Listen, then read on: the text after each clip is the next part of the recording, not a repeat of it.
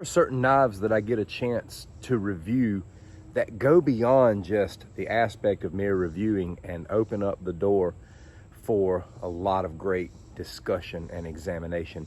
That's what this video is going to be today. We're going to be taking a look at a fixed blade from Kubey. Stick around. There's actually quite the market for the knife we're going to be looking at today. I have connections on a lot of different social media venues, and on Instagram in particular, I follow a lot of custom knife makers, and I see a lot of this type of design, and it's very, very popular with those who like the ice pick grip. This is the JL Kwaiken from Kubey. I think I'm pronouncing that right. This is 6.9 inches in overall length. This is a 3.1 inch blade. This is a Sandvik 14C28N steel. It says the designer is Justin Lundquist, which probably is why it's called the JL Kwaiken. That's a Kwaiken blade shape. It's got these pretty G10 scales, and that is a bead blast blade finish. Here's the sheath. Comes with a tech lock, and most of you know that I'm not the biggest fan of tech locks. I think they're too bulky in many cases, and I would take something like this and get a discreet carry concept clip to do pocket carry. I think that'd be much more comfortable with this particular blade. This does feel pretty sharp. Let's see if we can knock some hair out here. Oh yeah, we made easy work of that. If I keep doing this, I'm not gonna have any hair on my arms. You know, I could possibly resort to shaving my chest, but Miss 411 would probably haul off and get mad at me. My head could use a touch-up though. But now that we're past some of the basic specs, let's get into the real subject matter. Now look at this blade design. It's popular, but it's controversial, mostly because of the lack of handguard. I'm a pretty big advocate for having hand protection. At the same time, I don't believe it's an absolute requirement, because there are a lot of people who like the ice pick method of holding a knife. This is a thumb brace here to keep your hand from sliding down.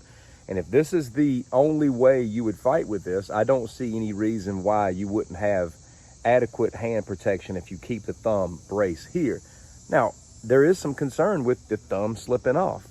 Where there's no hand guard, there is some risk. And as long as the practitioner owns that risk and they like this method, then this is a wonderful design, because it's light and it's fast and it just feels like you've got great control over it. Those who like traditional grip or saber grip, I do recommend a hand guard. I just do, because there's more potential of your hand sliding down. But for those who embrace this style of grip, I really do think you can get by. There's just the risk of your thumb slipping. But what we have to understand is that all through time, people have used shanks. And I do put this in the category of shank. So I'm not the type of guy that says a knife is ineffective if it doesn't have a hand guard. I just think that comes down to the method for which it is used. Now, when we talk about guards and no guards, oftentimes the discussion will come up, you know, dude, people have used shanks forever. Plenty of people are used to not having a guard. Well, that's okay when you've got something like an ice pick or something that's just a spike that doesn't have an edge running down it. But just please know that this is always going to be risky. Something like this with an edge. You know, somebody could be very proficient in using the ice pick thumb brace grip. Something could happen and the thumb could slip, and then the hand could slide down this blade. So if you're okay with that risk and you dig this design, I would say, you know, you've got a green light with something like this that's very affordable. One of the things that came to mind when I opened up this blade was that it reminded me of the very popular CRKT Obake. There's a lot of people who are dead set against carrying this or something like the CRKT Obake. But there are a lot of people who have a lot of knowledge in this field who like to carry these types of blades. I know that my buddy Matej Florin, who wrote the book Blade Warrior, he's got a YouTube channel called Tribe 13, a lot of great combatives training. He's a huge fan of the CRKT Obake.